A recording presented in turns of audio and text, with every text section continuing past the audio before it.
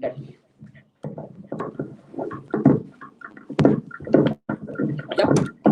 brother, see you are in. Right, see you.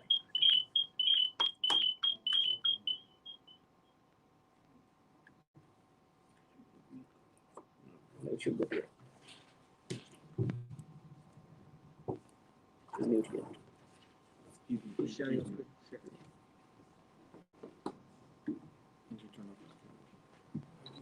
Let me take that. No problem. IT guys. Hey, you're an IT guy too. Yes, brother. Yeah, yep. You're already in. I have to unmute your camera and speak. Yeah.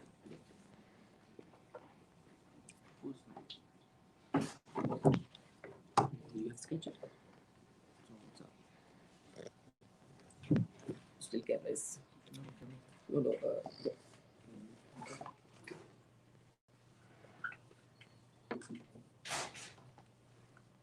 Can I say? Yep. You're ready to go.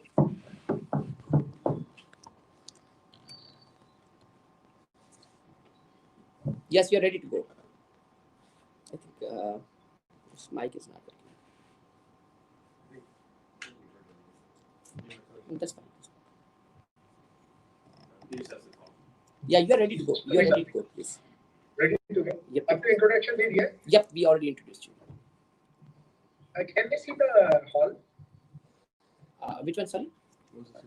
Yep. The 1 minute. location? Can you? No, 1 Can you minute. stream 1 that also? minute start video.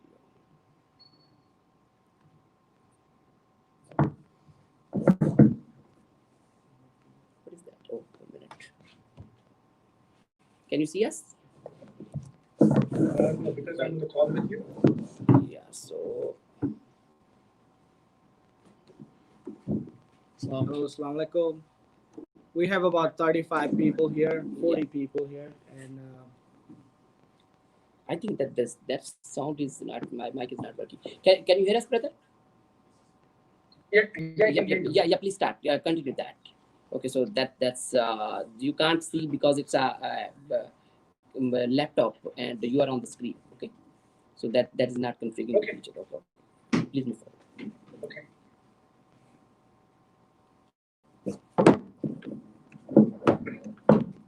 Bismillahirrahmanirrahim. Assalatu wassalamu ala Rasulullah. Sorry, Habibullah. Assalamu alaikum warahmatullahi wabarakatuh. Walaikum assalam. Can you hear me? yeah. Yep. Good.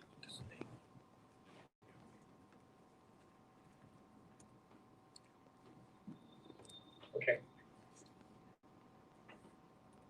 Jazakallah khair, brother Sufi Jamil Saab, for inviting me to speak at your conference.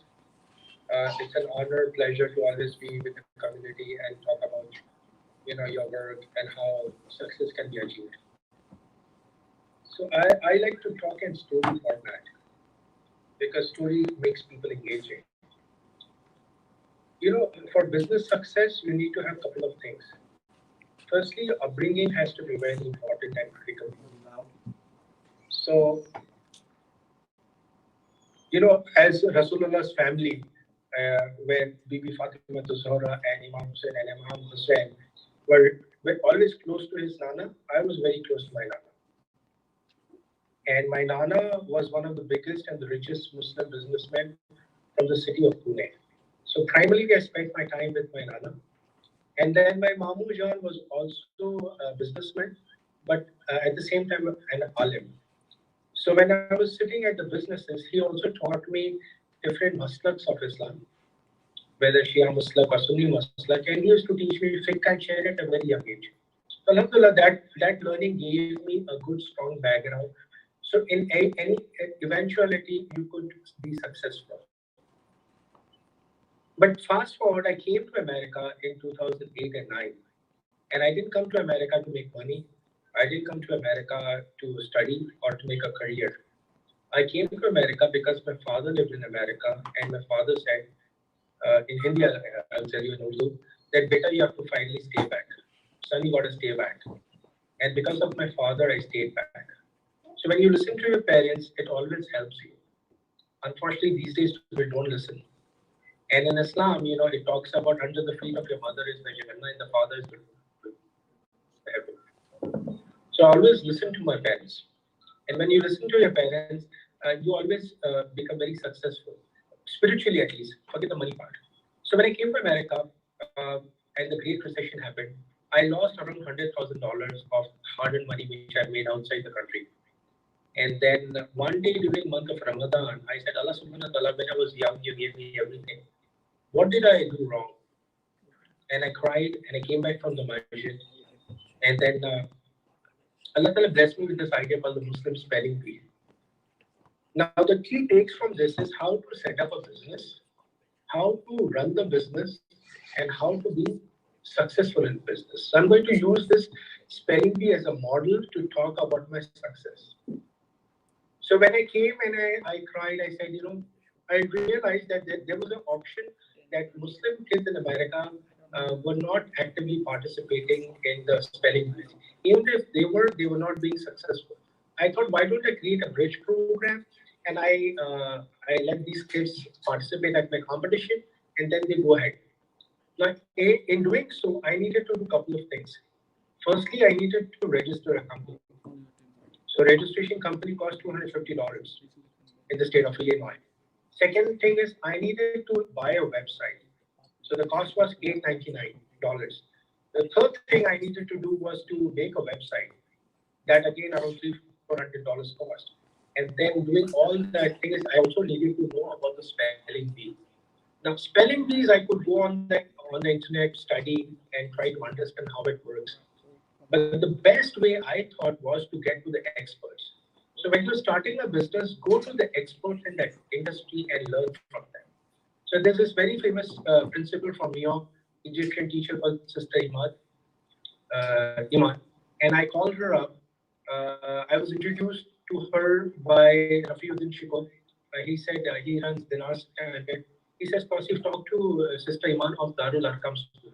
I called her and within 5 minutes she says, your idea is good. We will not be with you. I said, I wanted to understand how spelling is. She says, I'll help you out. There's another. I approached her and says, can you help me out? And her reference came from Ansab Khan, who is based out of Florida.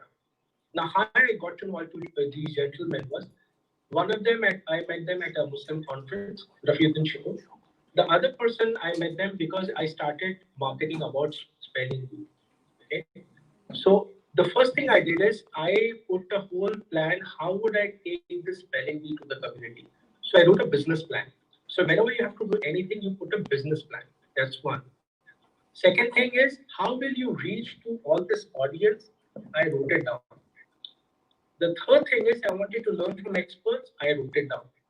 Fourth thing is, how can I learn by myself? I wrote it down. All these things I wrote it down. Unfortunately, in a community, we don't write it down to start any business. So we should write down all the things we need to do regarding business. The next thing I did is I bought the, I went to GoDaddy and bought the website. It was muslimspellingbee.com. Initially, I waited for a week because I had only $500 left with me because I lost everything. So I said, listen, I need to save that money. So I saved that money, but then within a week, I decided to buy it because that brand name was in my Kismet. I bought that. I got a job that time and I thought maybe I should do a job and do this business together. But in Islam, moonlighting is haram. If somebody's paying you from 8 to 9, like 8 to 5 or 9 to 6, you should work. You should not do moonlighting. Unfortunately, most of us, we do moonlighting. Either we spend time and there's no barakat at that. I spoke to my mother and my mother said, look at your Mamujan, look at your family, how they did. They were very honest. So you don't pick up a job, you drive a taxi. So I started driving a taxi. Now with taxi, I could meet sponsors and everything. And I don't need to use my own vehicle. So I use third-party tools to meet people and also make money out of it. So I use that tool. Now the biggest thing, the challenge was how I can reach to the community. You can get the website done, you can raise the capital, you can do X, Y, Z. But going to the community, you have to find a way out what is the best. I went to a website called Salatomatic. I went to all the masjids. I did 20 hours a day. I copied the data and put it onto Excel sheet of every masjid in America. The next thing I did is I went to League of Islamic Schools. I put all the data in Excel sheet. Then I put a basic website and I started putting an angle. How can I meet the community? Now, unfortunately, in a community right now in America or worldwide, anything you have to do with the community, you start an NGO. Then you go to the fundraising. Then you declare it charity. When you read the fiqh and sharia and hadith, if you have to do something for the community, you don't need to do zakat, fiqh, sadaqah on that. So we decided we will follow Islamic model of social enterprise. Now, Islam talks about social enterprise. You make money, distribute. You make money and also share the money with other business associates. So what we did is we created this program without a donation. Poor kids don't need to pay a single dollar. They can be signed up. Only criteria is that they have to write, get a letter from a Muslim institution that they need financial aid. That's one. Secondly, people who have to pay, we charge them only $50. And we told these Islamic schools, you host the program. If we get a threshold of 100 plus kids, we will give you 10% of the income. And when you host the program, also put a bazaar, put a small vendors and make money. In doing so, you also encourage the local small Muslim people to have their vendor stalls. When you put a whole ecosystem, your branding gets, you leverage your branding. And we didn't take. So when we went to the community, everyone said, we'll write a check for donation. I said, I'm Sayyid, I can't take zakat and fitra. And if it's written in my kasmat, I will work hard and do this thing. For 20, 22 hours a day, I emailed to people all this idea, whether for parents, whether for the community. And mashallah, mashallah. In 2011 and 12, Muslim Spelling Bee became the viral head of America. I started getting calls from across America. And one gentleman from Florida, Mr. Ansab Khan, called me and he says, Brother Tausif, I need to talk to you. And my mom was not well, even she's not well now. I said, what's the issue, Brother Ansab? He says, are you a fraud? I said, why am I fraud? He says, no, the community is asking you're starting a project. I said, did I ask them for zakat, fitra, donation or any financial thing? He says, no. If I'm not asking for money, where I'm a fraud? And he started laughing. He said, no, I was just kidding with you. And tomorrow talk to Sister Majda and we'll hook you up with American Youth Academy in Florida, which is one of the biggest schools in Tampa. Then as things progressed, a lot of people said, why you are doing this thing without charity? I said, where it is written to do in charity. One of the biggest Muslim institutions of Chicago, one of the senior management said, why don't we do a fundraising dinner for you? And I said, I don't need fundraising dinner. They said, why? I said, no.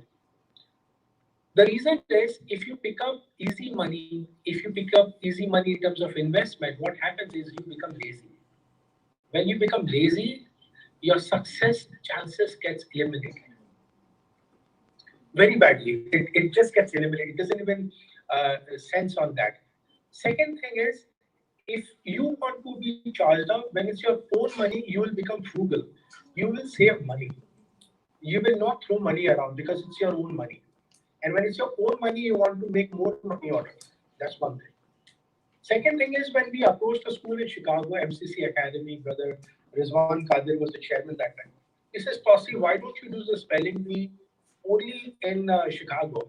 Learn it and then go and do it across America. So I told him, I don't know how I told him. I said, I don't want to be local success. I want to be a national failure.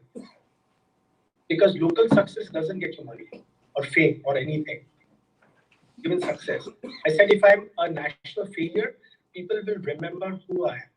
And when people remember you, your work gets happened. And he says, the school is yours.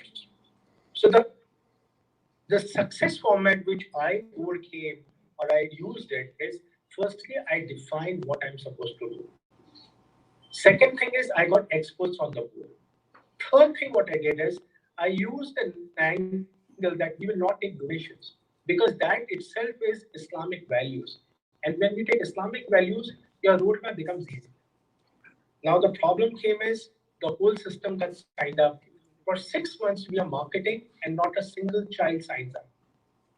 A lot of businesses, when they start up, they think from day one they're going to make money. From day one they're going to be successful. It's not easy. Sometimes your kismet is good, but most of the time you have to wait. After 5 to 6 months, the first child signed up, Asiya Khan. And I just got excited. I said, Ammi, Asiya Khan signed up. Ammi said, who's Asiya Khan? I said, first kid to sign up for the Muslim spread. And my mother said, Allah Ta'ala give you barakat, and she blessed me, she gave me du'as. And mother's du'as are always, successful. What it led to me, within a year, we became America's second largest market. Then Sheikh Mohammed, Thomson Reuters event, we were nominated 3 times by Sheikh Mohammed's, this project. We didn't come in. Our intention was not that, but it became very hit. As for success, you have to really work hard. It's not an easy ride. The biggest problem our community faces is when you become successful, you become arrogant. You stop closing doors. You're not accessible. That is not a good thing. To become successful, follow the seerah of Rasulullah. He was always accessible. The second thing is, you should always not use your company's money for your personal expenditures. A lot of Muslim businesses, what they do is, if they're earning $50,000 to $60,000 a month, that's revenue. That's not income. They will use it to buy Mercedes and everything. End of the month, they don't have money to pay to the suppliers. In Islam, when you're doing halal business, you have to take care of your staff on time. You have to take care of your suppliers. The reason when you do that, they will give you dua and the barakat comes. Unfortunately, in a community, we don't pay the suppliers or our staff on time. I tried to do that when I was doing that. Even when I struggled, whoever worked with me, I tried to pay them. Some people who volunteered, yes, they were volunteered. But some people who wanted to work on website, I paid them on time. As things progressed, unfortunately, both my parents became very sick. My father passed away and my mother went into a surgery, and she became bedridden after that. While we were in in the rehab, we identified a program called Shark Tank.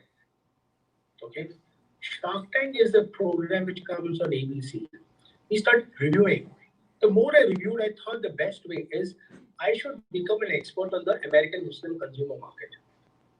Running a spelling bee is a great thing, but becoming an expert on the project you're doing, that will generate business for you and successful.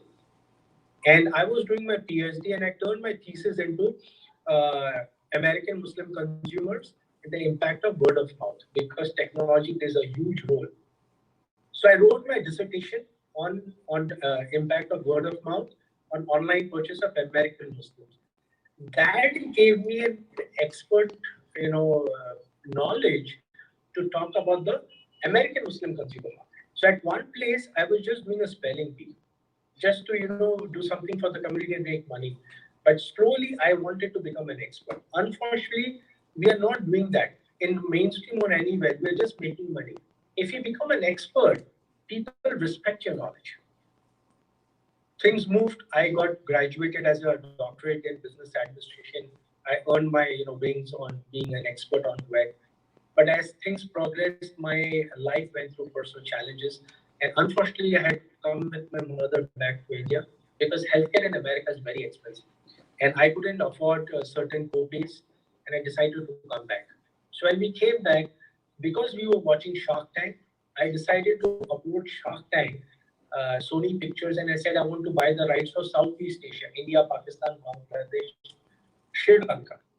And I talked to the people involved in my spelling bee who were my TV associates, TV1 Pakistan, ETV Urdu in India, so on and so forth. And they said, this is a good project. We will become your broadcast partner. And we went ahead and technically we signed a deal with Sony Pictures to do Shark Tank for Southeast Asia. And we approached, the Middle East government where we could do the shooting. So we decided to shoot in Dubai to do the Shark Tank. But then as things progressed, Sony Pictures said, we will not do Shark Tank with you in India. You can do other countries. I said, no, India is a huge market for us. And we have identified that market in startups and the consumer market. And then we decided the best thing with my investors was, why don't we back out of this and start our own ecosystem? And as I said, when I became an expert onto my business of spelling bee with the Muslim consumer, I extended that thing to the Indian Muslim consumer audience. And I launched something called AIMBSN, All India Muslim Business Startup Network. And what we did is we created an ecosystem. The way we're having a conference right now with Jamil Bhai, we are doing something similar where we invited HNIs from Indian origin Muslim guys and networking dinners and conferences. And mashallah, we have done a couple of millions of dollars of deals with each other since 4 years. And the good thing about our project is 30% of our attendees and audience are non-Muslim brothers and sisters. So when I asked them why you are, how do you look at this? They said the Muslim market is a huge market, and because of your event, we can connect with the HNI of the Muslim community from India. So that became a learner. The second foundation of our ecosystem we created was we went to Muslim schools across India because of our experience in the Muslim spelling bee, and we set up incubation centers. So we have till now, alhamdulillah, set up 41 incubation centers. It's for me. No, that's not 41 incubation centers.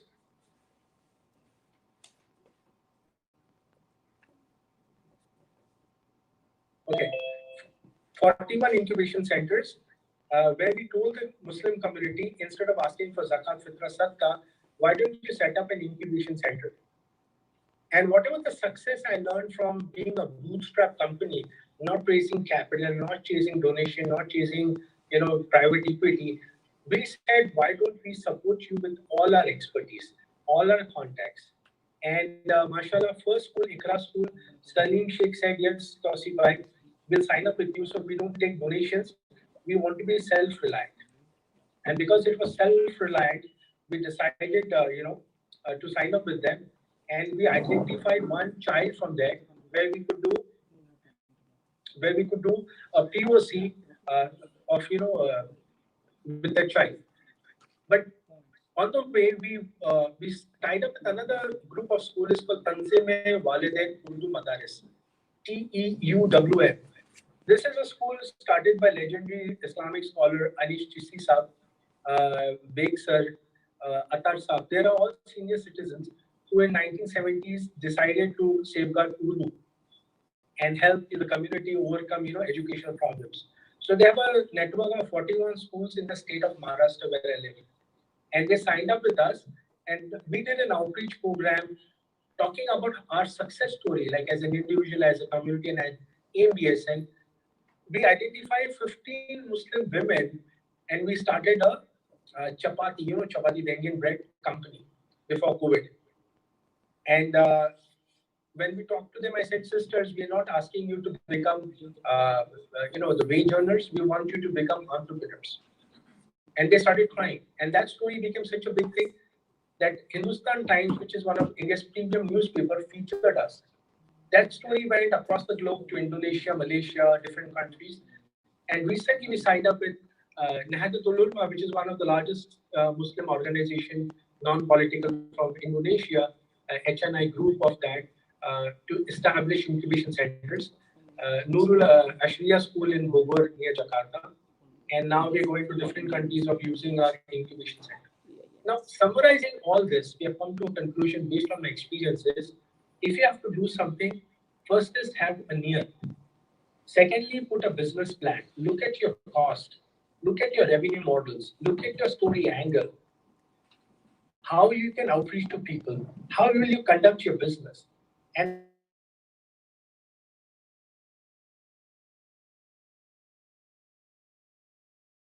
businessman and then a celebrity business. The more you achieve success, business becomes easy. Jazakallah khair wa akhir dawana fi alhamdulillahi rabbil alameen. I've concluded my talk and I hope